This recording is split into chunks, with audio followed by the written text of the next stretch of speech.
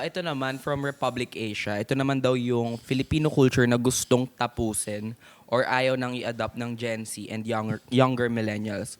Una, ito nga, ginagawang parent ng mga kapatid ang panganay na anak. Do you guys have siblings ba? Meron. Yeah. And Are then, you guys are Ako second to the youngest. Ilan and kayo? only boy. Oh, okay. Only boy. Ako second oldest, pero 11 months lang yung pagitan okay. namin. So Pagitan. parang oldest dun ako. Mhm, okay. So, ikaw kasi only child ka eh. Yeah. Ako, Solo kasi panganay. ako eh.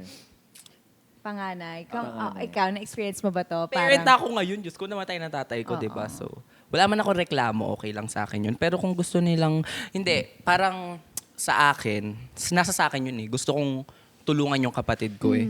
Pero parang wala rin namang right na ibaton nyo sa mga panganay yung responsibility Yeah. ninyo bilang isang magulang. Pero kung yung ako, halimbawa ako, wholeheartedly, gusto ko talaga siyang gawin, okay yun. Ang hindi okay is yung, kasi mga anak nyo rin sila, bata din sila, nararamdaman din sila, may bigat din sila. So imagine yung pressure na pinapatong ninyo dun sa bata.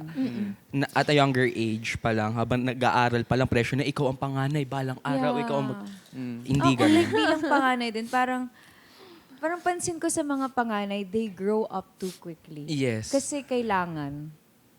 Yeah. Out of necessity. Totoo. 'Di ba? So, ayun, sana nga moving forward, ma-experience naman ng mga panganay na mas maging carefree for longer.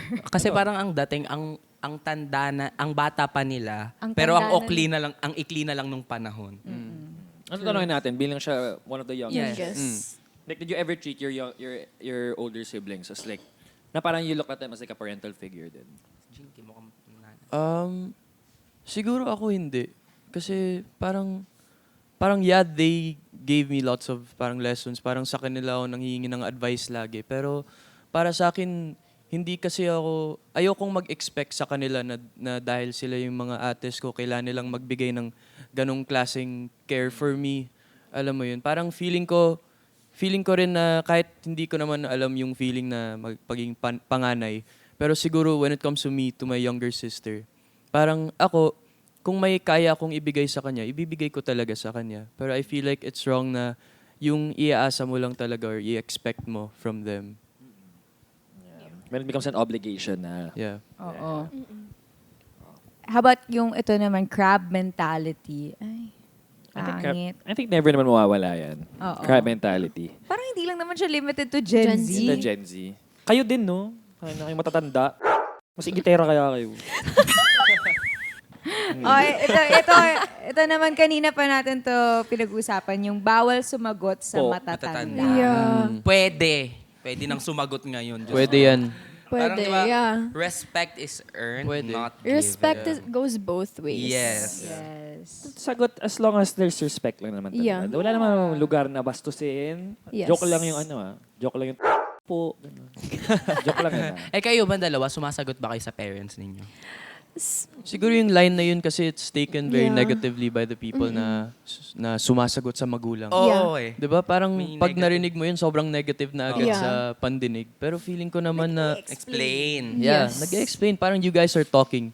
'Di ba? Parang feeling ko communication talaga yung key para mag-resolve yung mga situations, 'di ba? It is. So, I feel like anyone has the right to say anything to kahit kanino pa yan. Ang problem kasi, like, ako admittedly, even my mom and I, minsan parang nag-explain lang naman ako, pero tinatake as pagsagot. Attack. Oo. Yeah. So, parang ang hirap din sumagot. Sumagot. Gusto mo maayos ang iPad mo? Hindi. Di ba yung mga tipong ganyan? Tinuturuan mo lang siya pero feeling niya parang tanga siya. Pinagsasabihan mo. Ano, gusto mong maayos? Ano, hindi. Di ba, tinutulungan na Oo. kita, oh. Mga ganong bagay Ako lang. hindi na ako sumasagot. Siyempre naman, pag sumagot pa ako, patay na tatay ko, di ba? Mas matakot ka pag siya yung sumagot sa'yo. Para makot ako, ano naman pinagsasabi mo dyan, Aker? Sumagot sa'yo, anak. De, pero feeling ko naman kasi na, lalo na ngayon, na sobrang bilis na ng change ng mga bagay-bagay. Like when it comes to tech, when it comes to social media, like every few years, parang the whole environment, parang yung buong environment ng buhay mo nagbabago. Like, gaano ka-relevant yung social media, ganun. It's so fast na your parents, even in those few years na lumalaki, parang sobrang laki na ng gap nyo Like, do you get what I'm trying to say? Like, medyo nag-ramble ako. Pero, kaya parang nagkakaroon ng more, karang mas kailangan nyo silang i-educate, I guess, sa new environment that you're living in. Yeah. Yeah. And hindi din sinasabi na porket pwede nang sumagot, pwede na rin nating i-disrespect din Of yung course not. nakakatanda. Of course not. Kung hindi ganun hindi yun yung point. Yes. Bakla kayo. It should always come from a place of love naman talaga. Yeah. Filipino time. Ito, tatanggalin din naman daw.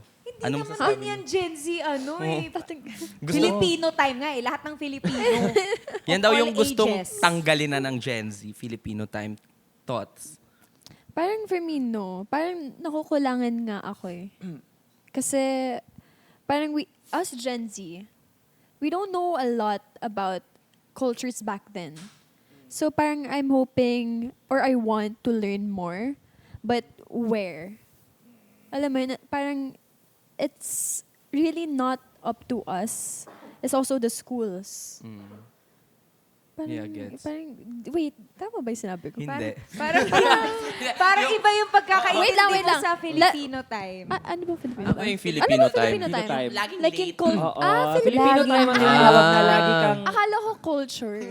Akala mo it's time to be a Akala ko Filipino. it's time to, like, Kapag nag-explain siya, nakikita mo yung mukha namin. Tinitingnan ko kung sinong, sige, Alam mo, nag-iisip na ako dun sa salitang sabi ko. shit, okay. i-agree nyo. Paano ko ba ihahatid yung sinasabi ni Wayne? Anong segue ko dito Paano ko ba isa-segue yung... Tapos na naramdaman ko patapos na siya sa thought niya. Gusto na ako ni Ako din. Kaya yung mukha ko na... Sabi ko, Hindi ko alam na yung Filipino time, Filipino yun. time pala. So, that's a thing, that's a thing. Literal. Literal na time. Na once Sorry na- na, Okay lang. ako. Na kunyari, nagkakaayaan. Oo, Nagkakaayaan. gets, Ganito, gets. magkikita tayo ng 3 p.m. Alas 4 na ako pupunta, Filipino time naman yan. Kasi alas 5 kayo magkikita talaga. Guilty din ako sa Filipino time I'm guilty as well. Guilty din Hindi ako. Pag kasi- sa mga tropa. Hindi naman Diba? talaga natutuloy yung totoong oras eh. Oo. Parang ganun na, pareho na tayo ng mindset. Hindi naman yan pupunta. Bakit? Yun nga, yun yung sad part kasi. Dahil nga sobrang na-ingrain na siya sa culture ng Filipinos. Parang kahit gusto mo naman maging on time, parang first thought mo na lagi is, pag pumunta ako on time, ako lang mauuna dun. May hintayin ko lang sila Yeah. kasi late naman sila dadating. So, pa-late na lang din ako. Hanggang Yeah. sa, ayun, late na lahat. Ikaw. Guilty na tawa. Guilty.